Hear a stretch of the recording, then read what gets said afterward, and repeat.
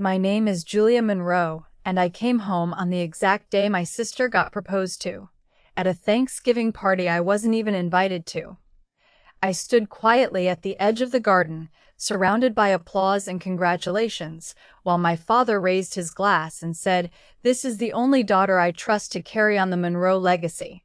And me, I was just the accident the family had tried to forget. 8 years ago, I lost my mom due to a glitch in the healthcare system. I was blamed, forced out of my profession, and cut off by my own flesh and blood. Have you ever had to pretend to be strong in the very house that used to be your family? If you have, I hope you'll share something in the comments below this video. And if this story touches something in your heart, hit like, subscribe, and follow me to the end of the truth. Because tonight, I didn't just come back to watch, I came back to expose. I stood in the shadowed corner of the backyard, quietly looking through the window panes, where soft light poured down from the crystal chandeliers. My sister Amanda was beaming next to a man in a crisp tuxedo. My father stood beside them, one hand on Amanda's shoulder, the other lifting a glass of champagne, smiling with satisfaction as he offered the kind of toast I once dreamed of hearing. I wasn't supposed to be here. At least, not according to everyone inside. They thought I had disappeared forever after the scandal. But I came back. Not to ruin the party, but to find answers. I walked slowly down the wooden hallway, stopping in front of the door that led to the storage room. That room used to be where my mom spent every weekend, tracking finances, sorting documents, and organizing all the things my father always dismissed as women's chores. After she died, no one touched that room again. Everything seemed untouched, even the scent of old paper and faded lavender on the shelves. I reached for the wooden box where she used to keep important papers. The tiny lock was still in its place, and the key was still hidden under the left drawer of the desk, just like she told me years ago, in case you ever need it when you grow up. The box clicked open with a sound I hadn't heard in years. Inside was a folder neatly tucked into a translucent cover. Life insurance policy, Clara L. Monroe. I had already learned from the attorney that this policy was updated just a few months before my mom passed. But the name of the beneficiary wasn't mine. It was blank. No one listed. I flipped through the papers, my heart pounding. In the final sleeve of the folder there was a letter, written in my mom's delicate, slanted handwriting. "My dearest Julia, if you're reading this, it means I'm gone. I tried to fix things, to give you something fair, something safe, if one day you ever want to start over. Don't let anyone dim your light. Not your father, not anyone in this family. I love you." Mom. I couldn't stop the tears from soaking the page. While my entire family had turned their backs on me, only my mom, even in silence, had tried to leave me something that was rightfully mine, that someone had interfered. Someone had erased my name from the updated policy. I snapped photos of the full file and letter, carefully storing them in my bag. As I climbed back upstairs, the sound of piano music filled the house. Amanda was singing. She had always been the best voice in the family, and the only one my father ever bragged about, as if that talent came from the Monroe bloodline. I sat quietly near the staircase where I could watch without being noticed. The song she chose was "Somewhere Over the Rainbow." My mom loved that song. I wasn't sure if Amanda had picked it on purpose or by coincidence. But her voice, there was something shaky about it, unsteady in a way I hadn't heard before. After the song, Amanda stepped out onto the balcony, alone. I hadn't planned to follow, but my feet just moved on their own. As I approached, I saw her staring into the darkness, holding a nearly empty glass of wine. "Still love that song?" I asked softly, making her jump. Amanda squinted.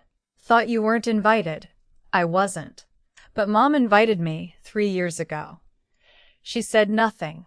A moment passed before she spoke again, her voice lowered. "You found the letter?" I nodded. "And the policy?" "You think I changed it?" she asked, still not looking at me. I looked her dead in the eye. "You were the last person logged into Mom's internal health records, 2 hours before she died, What do you expect me to think? She turned, eyes glassy. I didn't kill Mom. But you did something. You knew she was in danger, and you didn't call for help. You edited the file. You stayed silent. My voice caught in my throat. Amanda set the wine glass on the balcony rail and leaned forward, staring into the distance. I was desperate, she whispered. I knew Mom wanted everything to go to you, even the Monroe name. But you were gone. You don't know what Dad said to me? He threatened to cut me off. Said he'd never let me inherit anything if I let you come back. I stood frozen. You think I wanted to be the chosen one, Amanda said bitterly. I knew what he did to you was wrong, but I chose silence so I could survive inside the version of right he created. We stood in silence for a long time. The wind howled through the trees. I could smell snow in the air. I said quietly, but firmly, your silence killed my mother, and nearly killed me. Amanda didn't argue. She said just one thing. I know. We looked at each other, not as sisters, but as survivors of a family that looked perfect from the outside. If you've ever discovered a loved one was hiding a secret that changed everything, would you forgive or expose it? Leave a comment below. This story has more than I'm ready to say out loud.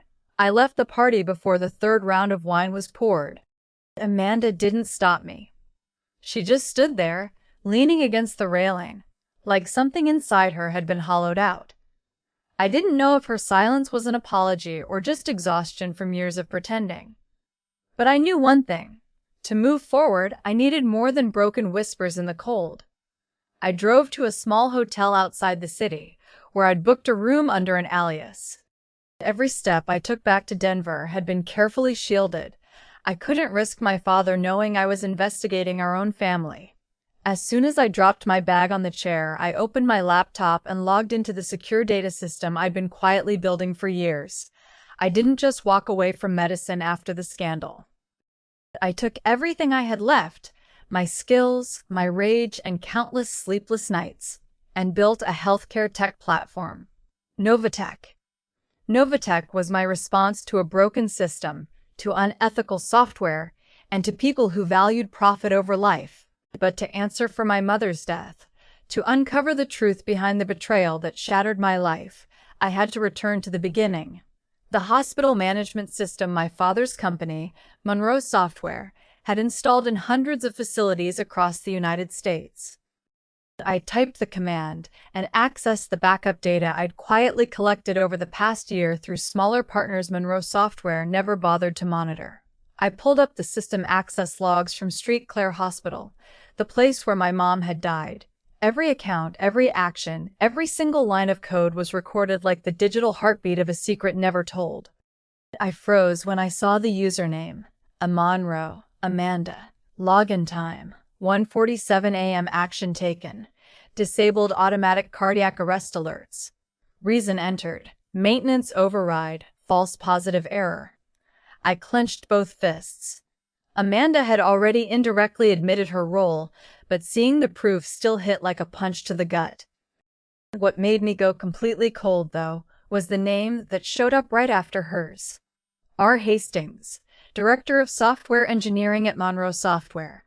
He used to report directly to my father. Amanda hadn't acted alone. She didn't even have the authority to execute a system-level override unless someone on the tech side helped her. I went back through the internal data, emails I'd scraped months ago from the server of another hospital that also used Monroe's software.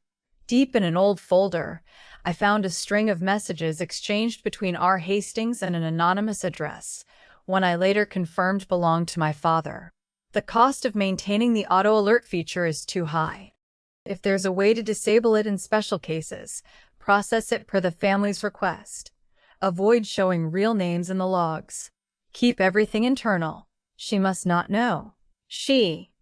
I knew they were talking about me. So from the beginning, I'd been cut out of the story of my own mother's death. They didn't just destroy my career, they manipulated the way I remembered her. I used to believe it was an accident. A tragic, unintended system flaw. But it wasn't. It was a decision. Intentional, profitable, and covered up. I sat motionless in front of the screen, and my mind went back to the final meeting 8 years ago. The day I presented a software update designed to help doctors monitor patients more accurately, more efficiently. My father had cut me off mid-sentence and said, "You should stick to being a doctor. Don't try to be an engineer." He never believed in me, and he never wanted me to be part of the legacy he was building. I reopened an old audio file, a recording from that same meeting. "Julia, you don't understand how this game works. In healthcare, it's not the tech that saves lives, it's the decisions." I hit stop. My lips pressed into a tight line. I hadn't saved my mother. But I could bring the truth into the light. And this time, I wasn't staying quiet. I picked up my phone and called Elena Garza, a former forensic pathologist who left medicine after a dispute over corrupt insurance policy practices. She now worked with me at Novatech, heading our internal medical investigations unit. "Elena," she answered after one ring, "I need verification on a series of unauthorized clinical system overrides. I'm sending over all the logs now." She went quiet for a second. "This is about your mom, isn't it?" "Yeah, and maybe about others too." "Send it. I'll jump on it right away." I hung up and checked the time. It was after 2 a.m. outside the window. Snow had started to fall softly. I stood up and made a cup of black coffee, not to stay awake, but to prepare. Because if this investigation led to the full truth, my father wasn't just going to lose a daughter. He was going to lose an entire empire. By 7 a.m. the next morning, I arrived at St. Clair Hospital. The late November Denver air was biting, sharp enough to sting my skin the second I stepped out of the car. I pulled my scarf higher, covering almost all of my chin, and lowered my head as I walked through the main entrance. The place felt hauntingly familiar. I had walked these halls hundreds of times back when I was a resident. Same beige paint, same mix of sanitizer and cheap brewed coffee lingering in the air. But this time, I wasn't walking in with a Dr. Julia Monroe badge. I came with a different identity, founder of Novatech, and the person holding a full copy of internal records the hospital didn't even know had been leaked. Elena had sent me her analysis just hours after our call. It didn't just include Amanda and Richard Hastings, the software director, but also 3 other patient files that had been accessed and edited using the exact same method. Auto alerts disabled. Response times altered. Logs wiped clean within 15 minutes after the patient's recorded death. All elderly patients. All with minimal insurance coverage. No family present to oversee treatment. I didn't want to believe it. But numbers don't lie. At the reception desk, I ran into Linda, the veteran administrative nurse from internal medicine. She looked noticeably older, but her eyes were just as sharp as I remembered. "Julia?" She blinked at me, squinting. "Good Lord.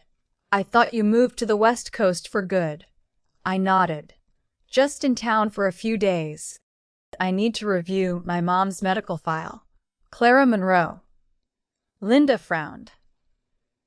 "You know better than anyone that file's been closed for years, and you know Hastings approves all historical record access." I gave her a faint smile. "You think he'd still approve it if he knew I just found 4 deaths linked to a software bug he personally configured?" She froze. The warmth in her expression vanished, replaced by something colder, calculating. After a long pause, she reached into her drawer and pulled out a backup access badge. "You've got 10 minutes. Make sure you know what you're doing." I didn't ask why she helped me. Maybe it was old loyalty. Maybe she knew more than she was letting on. I didn't care. I walked into the hospital's digital archive room and logged in using the credentials Elena had provided. The interface was as clunky as I remembered, but underneath its dated shell was a data maze capable of destroying lives if misused.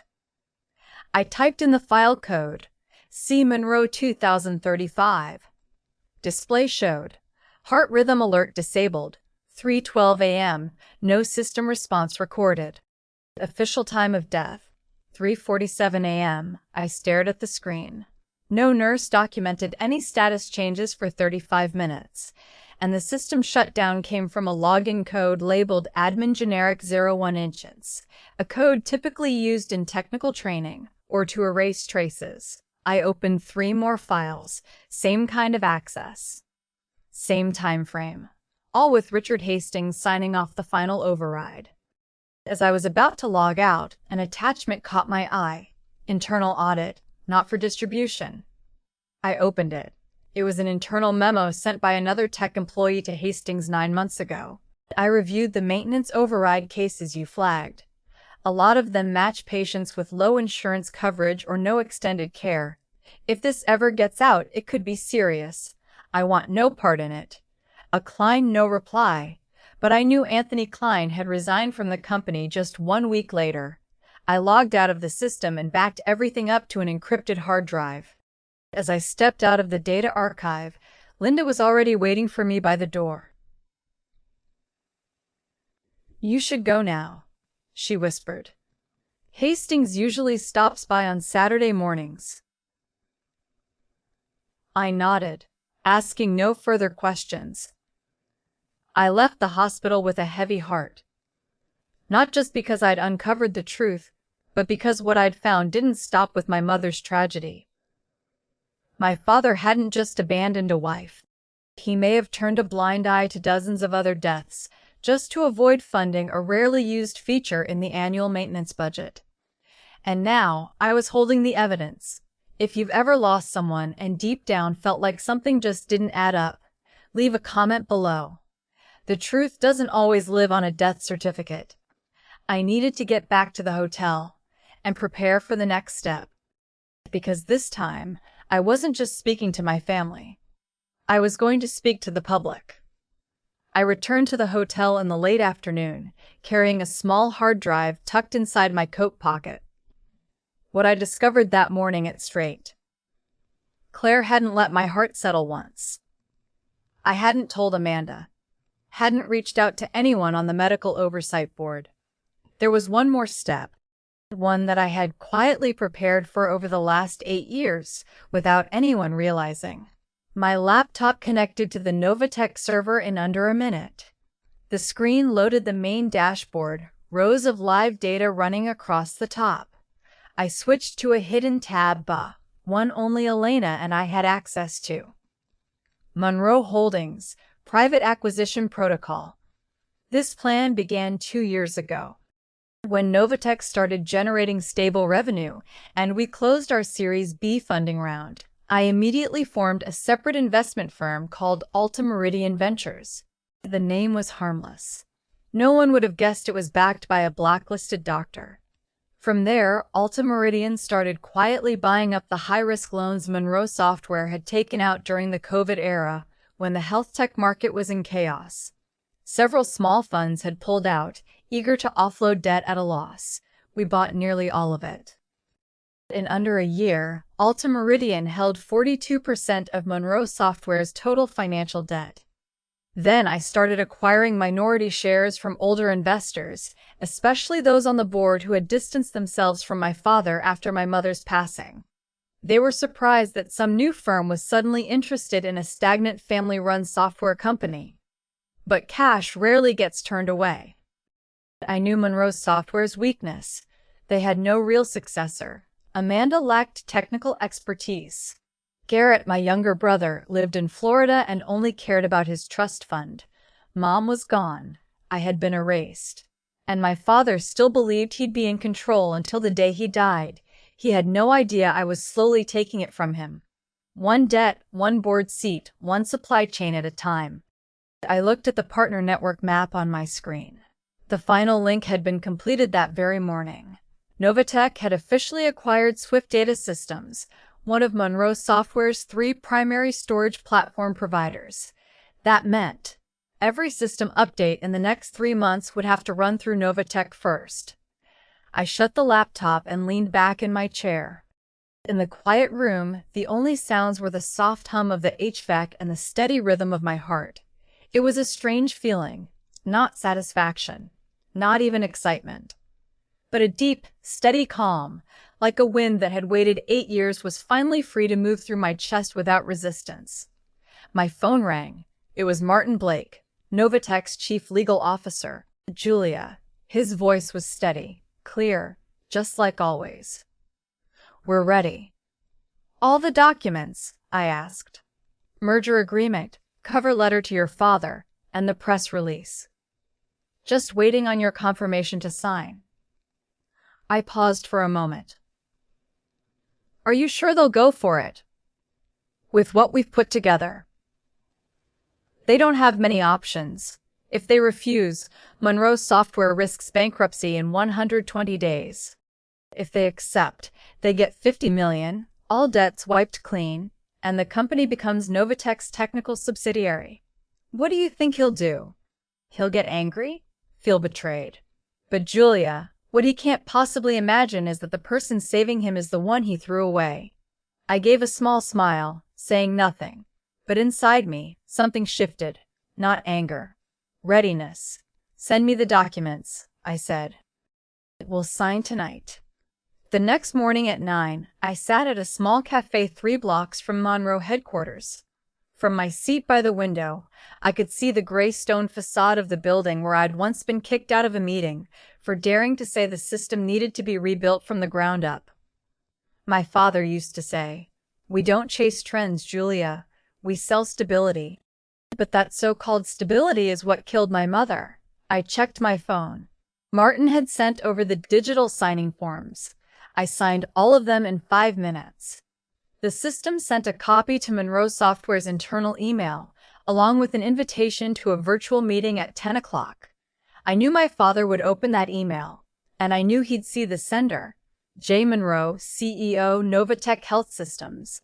No more aliases. No more Alta Meridian. No longer a ghost outside the family.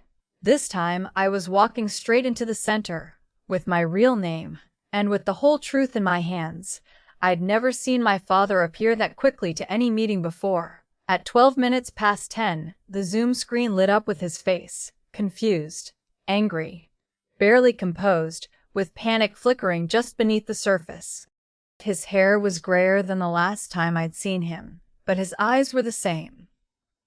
Controlling, strategic, unwilling to be outmaneuvered. "Is this?" he barked. No greeting, just a voice as dry and sharp as a contract that had outlived its terms. I straightened in my chair. The morning light hit my face through the window. "Hello, Dad. It's been a while." "Don't play games." He gritted his teeth. "Novatech is you." "Yes," I said calmly, eyes steady on the camera. "I'm the founder. And now the CEO. The company has finalized the acquisition of Monroe Software, as per the documents you received this morning."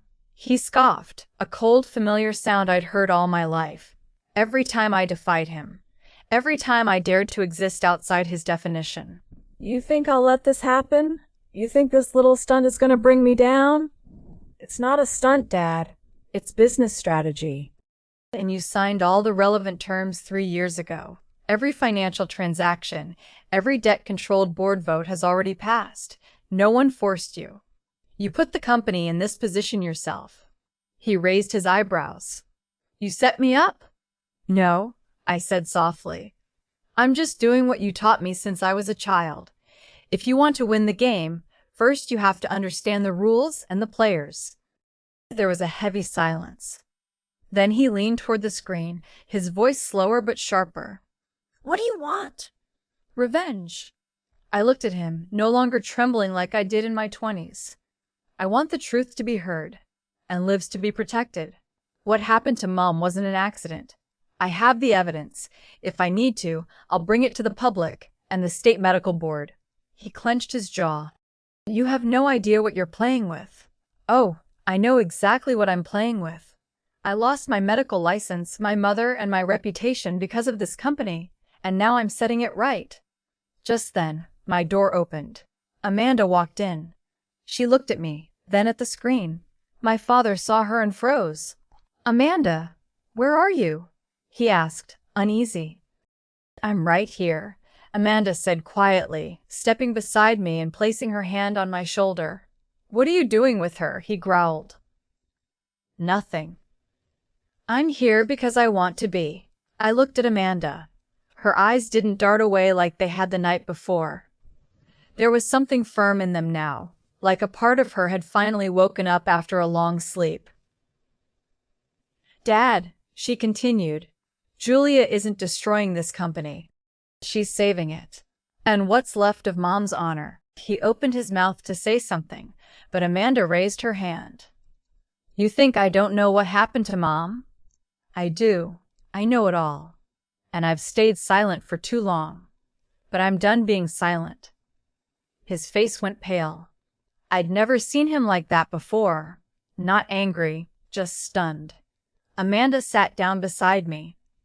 "I just sent over the recording of Mom's apology that she made for Julia. I kept it hidden on my old computer. And I also sent a copy to Mom's attorney, the one you forced off the life insurance case." I turned to her. "You really did that?" She nodded. "I can't undo the past, but I can help you finish what's left." The screen was quiet. My father didn't say another word. He hung up. Not in rage, not in defiance. Just disconnected, like he always did with my mom, with me, with anything he couldn't control. I took a deep breath. Amanda gave my hand a light squeeze. "He's not going to give up easily." "I don't need him to lose," I replied. "I just need him to know I'm no longer someone he can pretend doesn't exist." Amanda sat quietly. "You know," she whispered, "I'm dying. Stage 4 pancreatic cancer. You're the first person I've told." I didn't turn to look at her. I just held her hand tighter. I didn't have words, just a hollow space inside me, like a fault line that had split between us for the past 10 years. "I don't want to go out as some pretend heir," Amanda said. "If you'll let me, I want to help tell the whole truth." I turned to look at her, really look at her, for the first time in a long while. "I won't stop you, but are you sure?" Amanda nodded. "It's time. If you've ever heard an apology so late you weren't sure if it was even forgivable, leave a comment. Sometimes, one honest sentence can unlock a whole life that's been shut tight." And I knew we were about to open it, one last time. Together. That afternoon, as the last light of the day brushed against the glass buildings of downtown Denver, Amanda and I walked into the newsroom of the local television station. I don't remember ever being there before, but the feeling of stepping through those revolving doors, under the curious glances and gleaming studio lights, made my chest tighten like a guitar string about to snap. Amanda wore a simple gray sweater, no makeup, her hair tied back neatly. The usual polished look was gone. All that was left was the truth. The truth she had lived with for so long that, today, it no longer allowed her to hide from it. We sat in the waiting room, the neon lights casting a pale hue over her face, making her look even more fragile.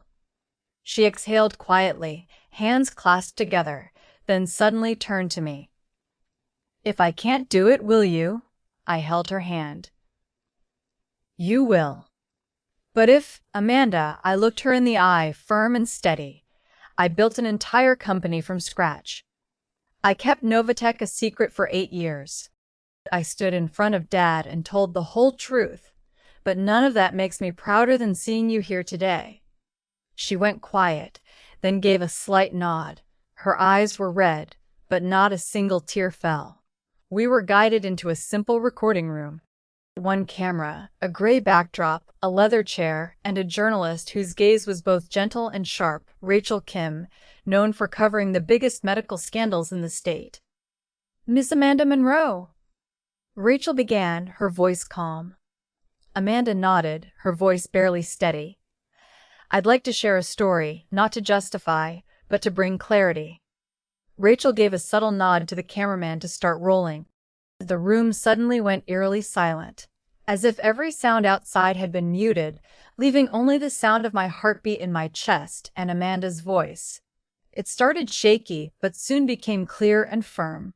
8 years ago, my mother, Clara Monroe, died during an emergency procedure that could have been prevented. She died because the heart monitor alert system in our medical software had been disabled. and I was the one who agreed to it. That sentence, simple, raw, without explanation, cut through the air like a blade. Amanda continued, going into every detail, every misstep, every reason. She spoke about the fear of losing her place in the family, the pressure from our father, the way she remained silent even after discovering the system flaw, about how she removed my name from the life insurance beneficiary list, and finally, about the years of guilt that followed. All this time, I lived with admiration from the public, but quiet disgust from my own conscience, Amanda said. I'm not asking for forgiveness, but I can't let my sister carry this truth alone. When the recording ended, Rachel didn't say anything for a moment. She simply placed her hand over Amanda's, a quiet nod of understanding. We left the studio under the blurry glow of streetlights, both of us silent. Amanda pulled up her hoodie and tilted her head slightly toward me. You think people will believe it? Of course, some won't, I replied.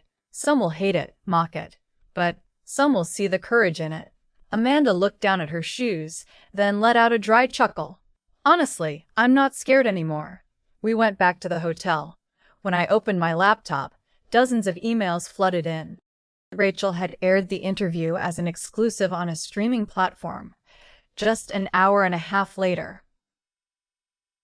On social media, the name Amanda Monroe became one of the most searched topics. It was chaos, praise, criticism, doubt, empathy. But among the thousands of reactions, I came across a quiet comment from a woman I didn't know. I stayed silent too when my brother did wrong, but Amanda spoke for me. Thank you for that.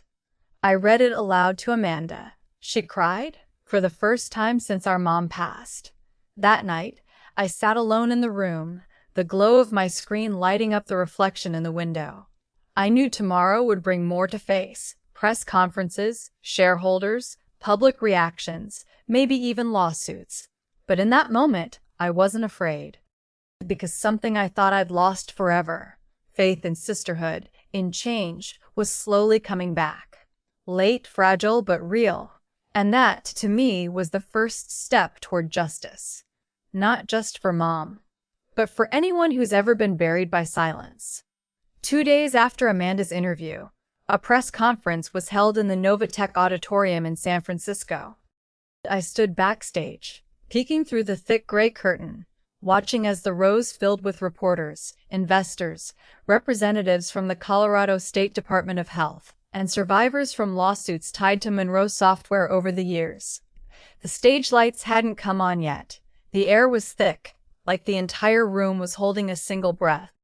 I adjusted the mic clip to my collar, feeling the pulse beat steadily beneath my skin. In my coat pocket was the speech draft I'd rewritten 11 times, but I knew I wouldn't use it. Beside me, Amanda sat quietly, a silk scarf wrapped gently around her neck to cover the IV port in her shoulder. She didn't have the strength to stand for long. Her face looked pale, but her eyes were still bright. When I gave her hand a light squeeze, she nodded.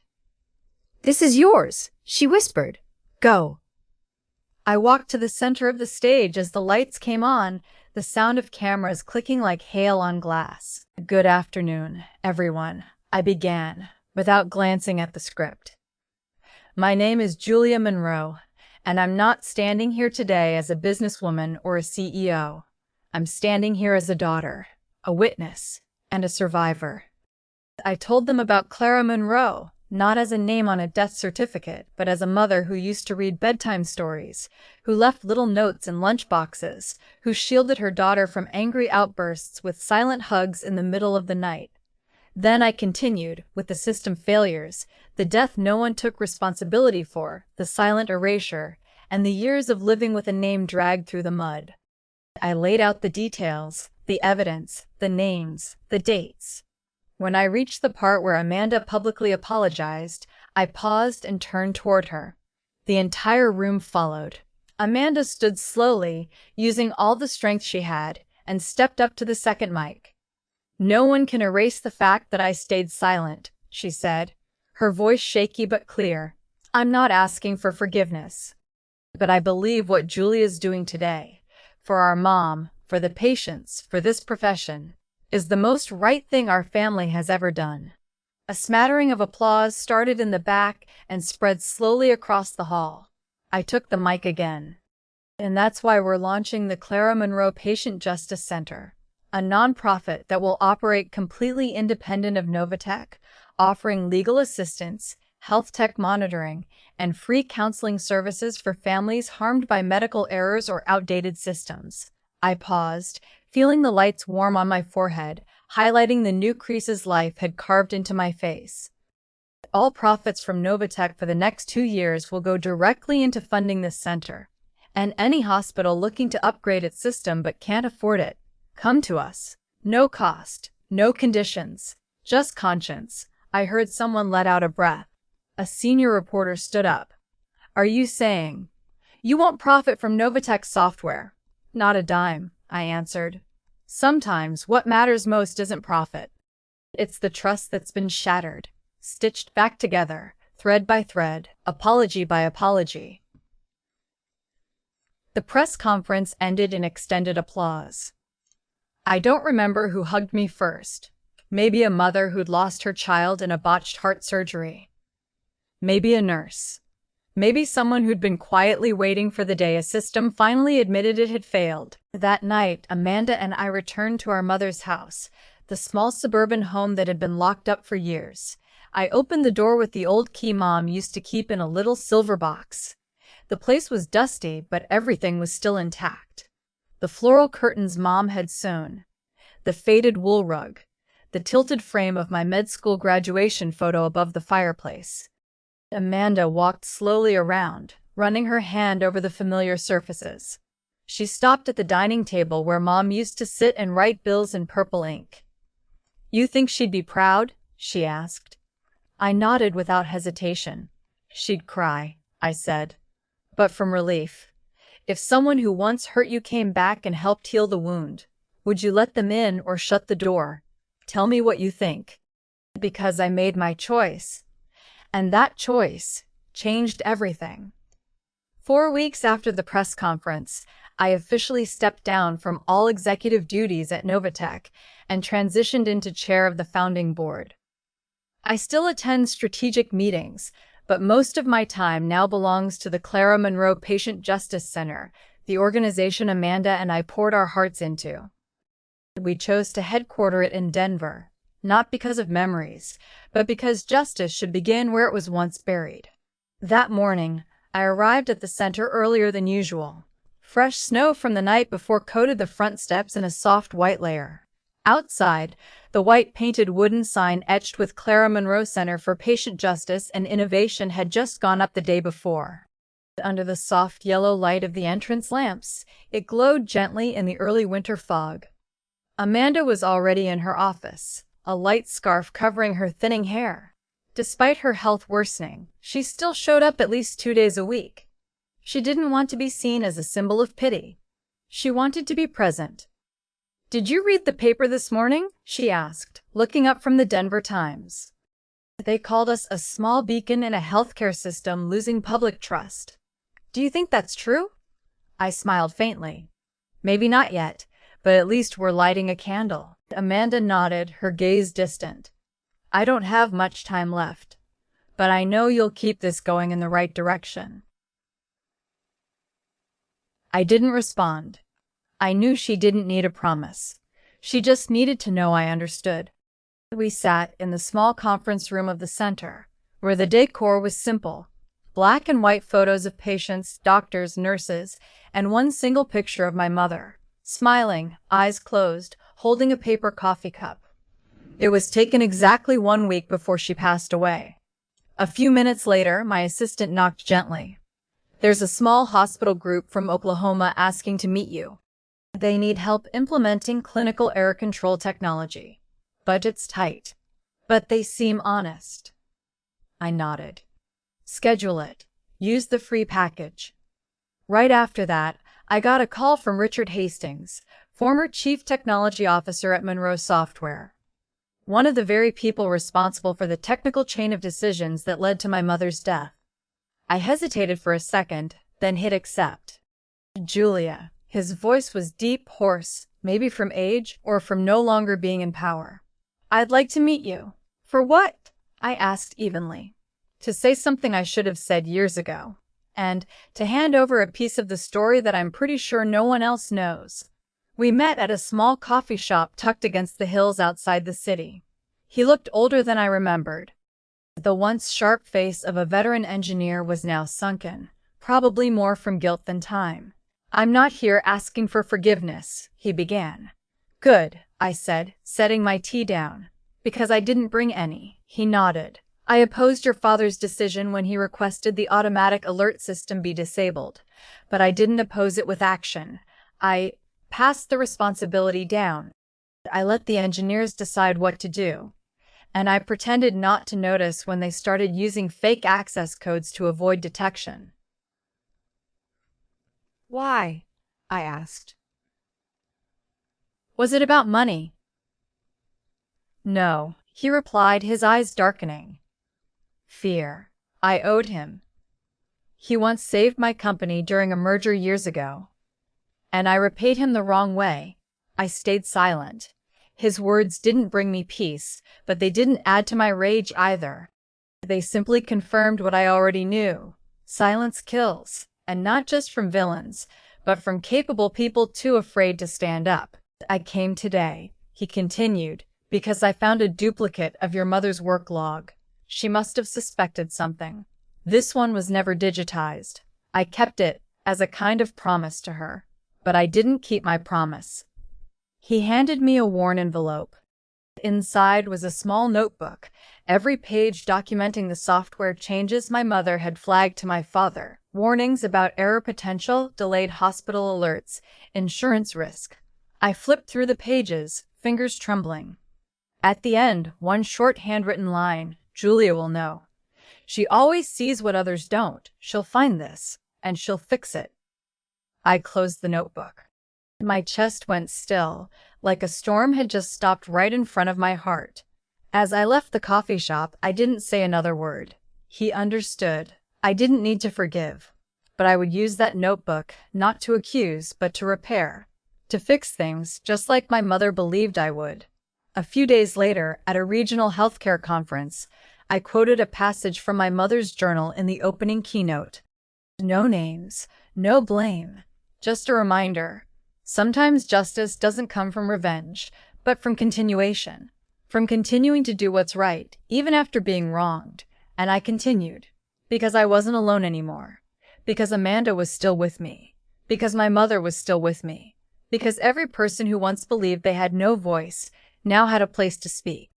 Amanda's memorial was held on a Sunday morning in April, in the back garden of the Monroe Center, the place she had requested to see every week near the end, even if only through the car window. The weather wasn't sunny, but it didn't rain either. It was quiet. The kind of weather where even nature seems to understand it needs to soften and listen. Amanda passed away 3 days earlier, in her sleep, at a hospice home we chose because it had a window facing the Rockies. She didn't say a final word, didn't hold anyone's hand. There was no cinematic ending. She just let go, so gently, the doctor had to check twice. In her final days, Amanda rarely spoke. She spent most of her time reading, listening to classical music, and writing by hand. I didn't know what she had written until a nurse handed me a sealed envelope. On the front, in slanted script, "Don't read yet. Read when you're truly ready to forgive." I placed the letter in my office drawer unopened. Not out of anger, but because I wasn't ready to close anything about Amanda. Not while her presence still lingered in every corner around me. At the memorial, I didn't stand at the podium. I sat in the front row on the left, wearing the deep blue dress Amanda had chosen for me that last Christmas we ate together. She once said, "You should wear this color more. You don't look like you're forcing yourself to prove anything anymore." I never asked why that mattered to her. Now I understood, because she saw I was exhausted before I did. Next to me was Rachel Kim, the journalist who first aired Amanda's interview. Behind us were former patients from the center, healthcare colleagues, and a few unfamiliar faces, old classmates, ex-coworkers, or maybe just quiet observers of our journey. There were no formal speeches. We didn't want it to feel like a ceremony. We let people come with memories, whispers, hugs, and silences. A large wooden table was set for anyone to leave flowers, photos, or handwritten notes for Amanda. When it was my turn, I placed a small photo on the table. Me and Amanda, me at 14, her at 17.